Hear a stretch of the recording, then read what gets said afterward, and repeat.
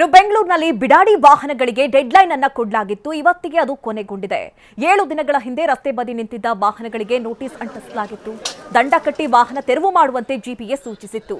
ಈ ತೆರವಿಗೆ ಕೊಟ್ಟಿದ್ದಂತಹ ಗಡುವು ಮುಕ್ತಾಯಗೊಂಡಿದೆ. ಇವತ್ತಿನಿಂದ ಟೋಯಿಂಗ್ ಕಾರ್ಯ ಶುರುವಾಗಿದೆ. ಇನ್ನು ಬೆಂಗಳೂರು ನಗರದಲ್ಲಿ ಒಟ್ಟು 2700 ಬಿಡಾಡಿ ವಾಹನಗಳನ್ನು ಟ್ರಾಫಿಕ್ ಪೊಲೀಸರು ಪತ್ತೆ ಹಚ್ಚಿದ್ದು ಈಗಾಗಲೇ 1034 ವಾಹನಗಳಿಗೆ ನೋಟಿಸ್ ಅಂಟಿಸಲಾಗಿದೆ. ಇಂದು ಗಾಂಧಿನಗರದ ವರಾಹಿ ದೇವಸ್ಥಾನದ ಬಳಿ ಸಚಿವ ಕೃಷ್ಣ ಬೈರೇಗೌಡ ಹಾಗೂ ಸ್ಥಳೀಯ ಶಾಸಕ ದಿನೇಶ್ ಗುಂಡೂರಾವ್ ನೇತೃತ್ವದಲ್ಲಿ ಟೋಯಿಂಗ್ ಕಾರ್ಯಕ್ಕೆ ಅಧಿಕೃತವಾಗಿ ಚಾಲನೆ ನೀಡಿದರು.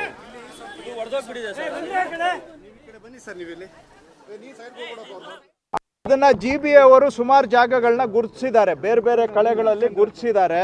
ಉದಾಹರಣೆಗೆ ಒಂದು ಈಗ ಸೆಂಟ್ರಲ್ ಕಾರ್ಪೊರೇಷನ್ ಅವರು ಲಕ್ಸಂದ್ರದಲ್ಲಿ ಗುರುತಿಸಿದ್ದಾರೆ. ಈಸ್ಟ್ ಕಾರ್ಪೊರೇಷನ್ ಅವರು ಹೋಪ್ ಫಾರ್ಮ್ ಜಂಕ್ಷನ್ ಅಲ್ಲಿ ಒಂದು ಗೌರ್ಮೆಂಟ್ ಲ್ಯಾಂಡ್ ಅನ್ನು ಇದಕ್ಕೆ ಐಡೆಂಟಿಫೈ ಮಾಡಿದ್ದಾರೆ. ವೆಸ್ಟ್ ಅಲ್ಲಿ ಮೈಸೂರು ಲ್ಯಾಂಬ್ಸು ಮತ್ತು ಚಂದ್ರ ಲೇಔಟ್ ಒಂದು BDS ಸೈಟ್ ಇದೆ.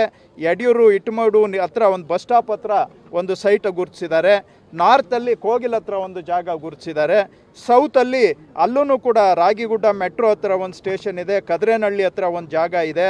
ಹೊಸೂರು ಮೇನ್ ರೋಡ್ ಹತ್ರ ಒಂದು ಜಾಗ ಹುಡುಕಿದ್ದಾರೆ. ಹಾಗೆ ಬೊಮ್ಮನಹಳ್ಳಿಯಲ್ಲಿ ಒಂದು ಜಾಗ ಹುಡುಕಿದ್ದಾರೆ. ಹೀಗೆ ಸುಮಾರು ಜಾಗಗಳನ್ನು ಹುಡುಕಿ ಅಲ್ಲಿ ಇವುಗಳನ್ನ ನಾವು 15 ದಿನ ಇಡ್ತೇವೆ. ಆ ಪೇಪರ್ ನೋಟಿಫಿಕೇಶನ್ ಕೊಡ್ತೇವೆ. ಇಲ್ಲ ಅಲ್ಲಿ ನಾವು ಅವ್ರು ಬಂದರೆ ಟೋಯಿಂಗ್ ಚಾರ್ಜಸ್ಸು ಪ್ಲಸ್ಸು ಪೆನಲ್ಟಿ ಸೇರಿ ಅವ್ರ ಹತ್ರ ಕಟ್ಟಿಸ್ಕೊಂಡು ವಾಪಸ್ ತೊಗೊಂಡು ಹೋಗೋಕ್ಕೆ ಅವಕಾಶ ಇದೆ. ಅದಕ್ಕೂ ಬರಲಿಲ್ಲ ಅಂತ ಹೇಳಿದ್ರೆ ನಾವು ಪಬ್ಲಿಕ್ಕಲ್ಲಿ ಒಂದು ಪೇಪರಲ್ಲಿ ನೋಟಿಸ್ ಕೊಟ್ಟು ಅದನ್ನ ಹರಾಜು ಹಾಕ್ತೇವೆ. ನಮ್ಮ GB ಅಧಿಕಾರಿಗಳನ್ನು ಅವರು ಕಾಂಟ್ಯಾಕ್ಟ್ ಮಾಡಲಿ, ಎಲ್ಲಿ ಟೋ ಆಗಿದೆ ಅಂತ ನಾವು ಇದನ್ನು ರೆಕಾರ್ಡಲ್ಲಿ ನಾವು ಜನಗಳಿಗೆ ಸಿಗೋ ಹಂಗೆ ಮಾಡ್ತೇವೆ.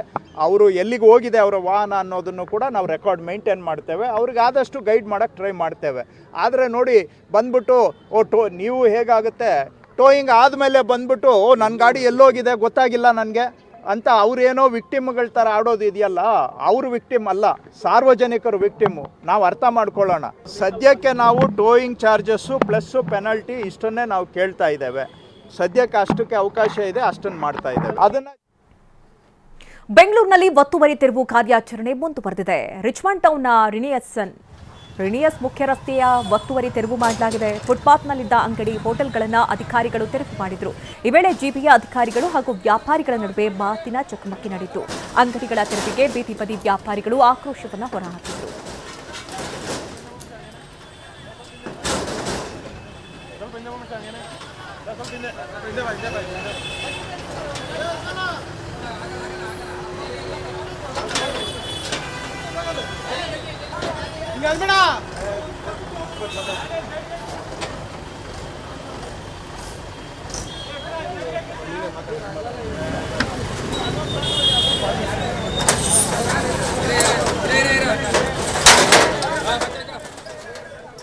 ಈ ಕುರಿತಂತೆ ನಮ್ಮ ಪ್ರತಿನಿಧಿ ಅರುಣ್ ಪ್ರತೀಕ್ಷ್ ವರದಿ ಕೊಟ್ಟಿದ್ದಾರೆ. ಬನ್ನಿ ನೋಡೋಣ.